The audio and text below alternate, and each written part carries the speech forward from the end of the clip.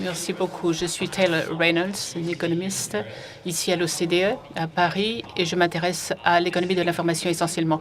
C'est un secteur qui est d'une importance croissante à l'OCDE, mais je suis très heureux de venir vous entretenir de ce sujet fort important à nos yeux. Si vous venez nous voir à l'OCDE, à quelques mètres d'ici, vous constaterez qu'il y a un sujet qui occupe tout le monde à l'OCDE depuis un certain temps, qu'on peut résumer par ce mot, la crise. Pourquoi? Parce que les économies des pays de l'OCDE connaissent une crise depuis 2 ans, 3 ans, et on essaie de trouver le moyen de tirer les pays de cette crise et d'éviter l'avènement d'une prochaine crise. Beaucoup de temps de ces dernières années était consacré à la gestion de la crise pour les pays de l'OCDE. Maintenant, si vous venez nous voir à l'OCDE et que vous venez me voir dans mon bureau au 2e étage, vous verrez que la mentalité est tout autre. Pourquoi? Eh bien, parce que je travaille dans le secteur de l'économie de l'information et c'est vraiment le point qui marche bien, ce qui est le plus porteur. Je vais vous montrer les revenus des plus grandes entreprises du domaine de l'information, de la technologie. Vous voyez qu'après la bulle des dot-com, on voit qu'il y a eu une croissance quasiment ininterrompue depuis 10 ans dans ce domaine. Même chose en termes d'emploi. Alors, on parle du secteur de la CTI. Vous voyez que les emplois continuent de se multiplier malgré la crise que nous connaissons dans nos pays. Et il y a eu beaucoup d'investissements également dans ce secteur industriel. Vous voyez qu'en termes de recherche et développement, ça commence à augmenter l'investissement malgré un petit déclin peut-être en 2009. Alors, c'est important. Il y a 2 raisons à ce phénomène, d'après nous. Tout d'abord, vous avez le passage au téléphone mobile. On est passé d'une société où les décideurs essayaient de connecter des PC, d'en mettre sur tous les bureaux, et maintenant, les gens se promènent avec le téléphone mobile qui leur procure un accès à Internet. Ils ont ça dans leur poche. C'est un changement considérable dans la mentalité de l'économie parce que maintenant, nous pouvons avoir accès à tout le monde, à tout moment et n'importe où. Deuxième élément, lorsque vous avez des sociétés, des pays qui connaissent une crise, ce qui est indispensable, c'est de trouver le moyen d'abaisser les coûts et d'améliorer l'efficacité. Alors, ce qu'on a fait, c'est d'investir dans ces technologies de l'information et de la communication pour augmenter leur rentabilité. Vous voyez que cet investissement a permis à ce secteur de croître. Alors, je suis en train de vous dire que l'industrie, ce secteur fonctionne bien, mais ça peut marcher encore mieux. Regardons l'un des pays qui est vraiment à la pointe en termes d'accès au débit, c'est la Corée.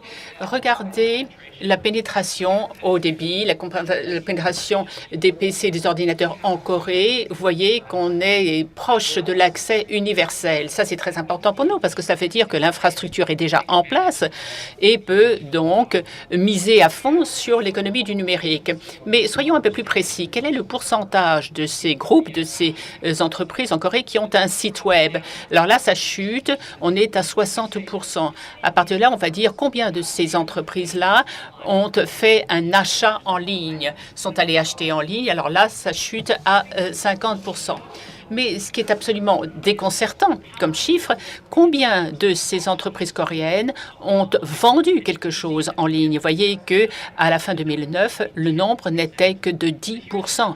Et c'est un pays avec une infrastructure parmi les plus belles du monde, où 10% seulement des sociétés vendent en ligne ou l'ont déjà fait. Regardons ce qu'il en est en Europe. Nous avons des données plus récentes pour l'Europe. Le nombre d'entreprises qui ont reçu des commandes en ligne en Europe n'est que de 17%. L'infrastructure est donc en place, certes, mais on ne l'utilise pas aussi bien qu'on le pourrait. Alors, pourquoi est-ce que c'est important? Pourquoi c'est important pour les économies, nos économies? L'Internet est devenu ce qu'il est convenu appeler une technologie à fin générale, c'est-à-dire c'est comme les égouts, comme les routes, comme l'infrastructure, c'est-à-dire c'est quelque chose qui étaye tous les secteurs de l'économie. L'OCDE a bien compris à quel point l'Internet est important, mais parfois, nous avons un petit peu de mal à attirer l'attention des décideurs.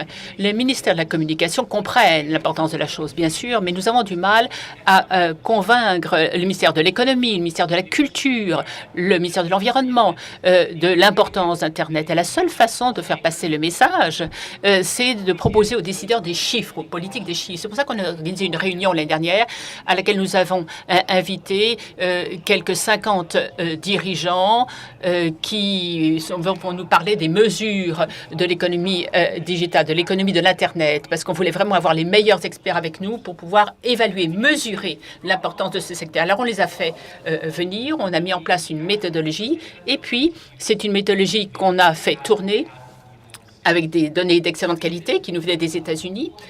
On a donc pris ces données officielles, ces chiffres de l'économie d'Internet aux États-Unis. Voilà ce que nous avons trouvé.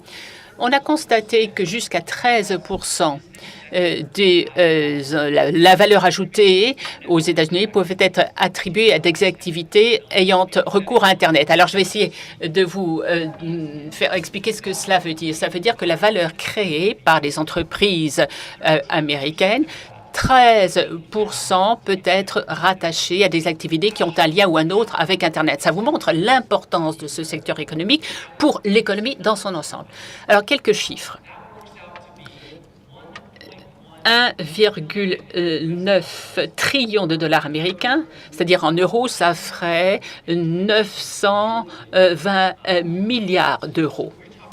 Vous voyez l'importance de ce segment de l'économie pour l'économie américaine. C'est important. Pourquoi? Parce qu'il faut convaincre que les décideurs et les politiques, que la politique qu'ils vont décider, dont ils vont décider, que ce soit dans le secteur de la communication, de la culture, de l'économie, il faudra forcément prendre en compte les effets sur Internet, parce que Internet est une source de croissance économique. Je voudrais également vous montrer la situation qui est celle de la France. Où se situe la France à l'heure actuelle? Eh bien, le constat est là, peut s'améliorer. Regardez dans quelle mesure les entreprises utilisent Internet dans les pays de l'OCDE. Voilà ce que ça donne. Regardez ces graphiques. Vous aurez du mal à voir, mais voyez peut-être qu'en haut de la liste, vous avez la Suisse, la Nouvelle-Zélande et le Canada, où plus de 70% des entreprises disent utiliser l'Internet à des fins d'achat. La France, vous voyez, c'est la barre en rouge, ça veut dire quelques 20%. Vous voyez qu'il y a un écart considérable entre les premiers pays où les entreprises utilisent beaucoup Internet et la France et d'autres pays européens qui sont vraiment en bout de course. Alors, vous voyez, ce sont les entreprises qui achètent en ligne. Essayons de voir ce qu'il en est des entreprises qui vendent en ligne. Certains pays, vous voyez, 40 à 50% des entreprises disent vendre sur Internet. Vous avez la France, quelques 10% des ventes se font par Internet. Ce qui montre bien qu'il y a encore un énorme potentiel de croissance en France, mais ce qu'il faut faire, c'est s'intéresser aux mesures qui peuvent encourager ce phénomène. Et j'étais très heureux de venir participer à cette Big Tent d'aujourd'hui parce qu'il s'agit de questions qui vont permettre d'améliorer la position de la France. Alors, pour poursuivre, et je vais essayer de récapituler, le secteur des télécommunications et informations et communications, c'est là qu'il y a de la croissance en puissance en période de crise. Donc, les pays du monde entier, les pays de l'OCDE aussi, ont toutes les bonnes raisons de pousser cette tendance, puisqu'il faut mettre l'accent sur l'économie numérique. Pourquoi? Vous pouvez très bien faire partie d'un groupe où vous créez l'économie numérique, ou vous pouvez faire partie du groupe de pays qui va acheter des biens et des services en provenance de pays, et je crois que la France doit être dans le premier groupe, c'est-à-dire produire des biens d'économie numérique pour le monde entier. Merci. Merci beaucoup.